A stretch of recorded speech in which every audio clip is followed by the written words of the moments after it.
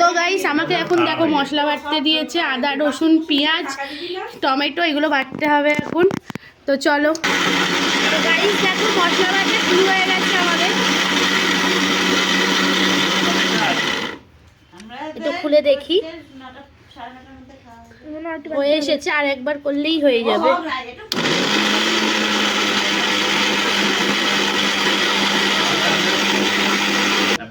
তো গাইস এই দেখো মশলা বাটা হয়ে গেছে, মশলাটা খুব ভালোই বাটা হয়েছে। তো চলো এবার রান্নার মধ্যে দেওয়া হবে।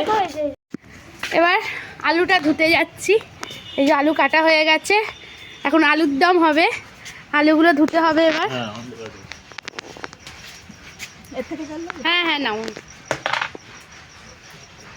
নতুন আলু অনেক হয়েছে বলো, ধুলো হয়েছে।